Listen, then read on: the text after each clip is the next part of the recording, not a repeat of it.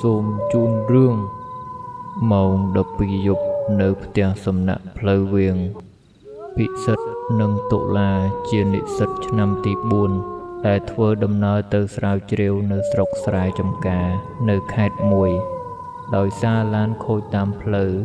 មេឃងងឹតខ្លាំងពួកគេគ្មានជម្រើសអ្វីក្រៅពីគេងនៅផ្ទះសំណាក់ចាស់មួយនៅតាមផ្លូវវាងក្រុងផ្ទះសំណាក់នោះមានឈ្មោះថាសុកសានប៉ុន្តែទិដ្ឋភាពជាក់ស្ដែងគឺផ្ទុយស្រឡះវាជាអគារឈើលើថ្មពីរជាន់មើលទៅស្ងាត់ស្រងំនិងមានដើមជ្រៃធំមួយនៅខាងមុខ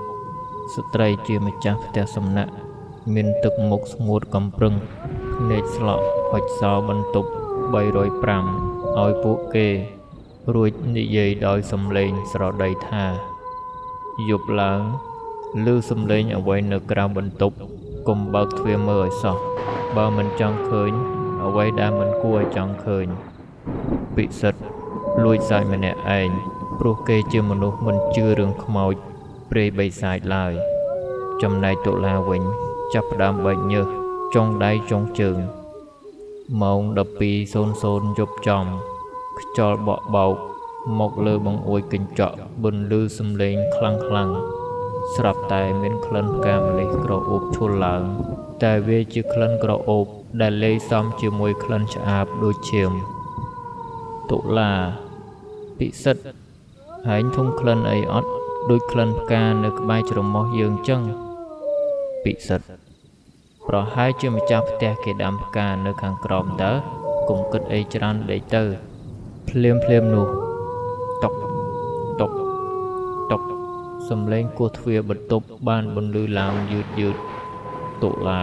ភ័យឡើងទាញភួយដណ្ដប់ចិត្តក្បាលពិសិដ្ឋធុញទ្រាន់នឹងការរំខានក៏ដើរទៅមើលតាមប្រហោងទ្វារភិបភលអ្វីដែលគេឃើញគឺភាពងងឹតសូន្យឈឹងគ្មានមនុស្សម្នាក់ឡើយប៉ុន្តែសំឡេងគោះនោះនៅតែបន្តតុកតុកតុកពិសិដ្ឋចាប់ផ្ដើមបែកញើសចូលខ្នងព្រោះសំឡេងគោះនោះមិនមែនចេញពីខាងក្រៅទ្វារទេគឺវាបន្លឺចេញពីខាងក្នុងទ្វារដែលគេកំពុងផ្អែកខ្នងទៅវិញគេប្រញាប់លោតចេញពីទ្វារទាំងផិតភ័យពេលនោះតុលាដែលដេកលើក្រែបានស្រែកហៅពិសិដ្ឋជួយអញផងអញកំរើកខ្លួនមិនរួចទេពិសិដ្ឋក្រវីភ្នែកទៅមើលលើក្រែស្រាប់តែឃើញស្រមោលស្ត្រីម្នាក់សក់វែងអន្លាយក្នុងសម្លៀកបំពាក់ពណ៌សប្រឡាក់ឈាមកំពុងអង្គុយសង្កត់ពីលើទ្រូងរបស់តុលាអ្វីដែលរន្ធត់បំផុតនោះគឺមុខរបស់ខ្មោចស្រីនោះគ្មានភ្នែកគ្មានច្រមុះ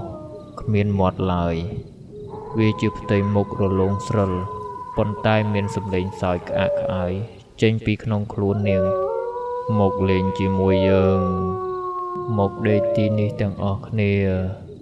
ព្រឹកឡើងពន្លឺថ្ងៃបានជួយសង្គ្រោះពួកគេពិសិដ្ឋនិងតុលាបានរត់ចេញពីបន្ទប់ទាំងប្រលឹងចុងសក់ពេលរត់មកដល់ខាងក្រោមពួកគេមិនបានឃើញផ្ទះសំណាក់ឈើចាស់នោះទៀតទេអ្វីដែលពួកគេឃើញគឺផ្ទះបាក់បែកបោះបង់ចោលមួយដែលព័ទ្ធជុំវិញដោយព្រៃរបោះនិងមានកម្រងផ្កាម្លិះស្វិតក្រៀមជោគឈាមជាច្រើនព្យួរនៅលើដើមជ្រៃធំអ្នកភូមិដែលជិះម៉ូតូកាត់ទីនោះបានប្រាប់ពួកគេទាំងក្រវីក្បាលថាអ្នកទាំងពីរឯងថ្លើមធំណាស់កន្លែងនឹងជាកន្លែងអតីតផ្ទះសំណាក់ដែលបានភ្លើងឆេះកាលពី10ឆ្នាំមុនម្ចាស់ផ្ទះសំណាក់ស្លាប់ទាំងអស់អ្នកណាក៏ដោយឲ្យតែយប់ឡើងជិះកាត់ច្បាស់ជាឃើញផ្ទះសំណាក់នឹងបើកទ្វារទទួលភ្ញៀវជានិច្ច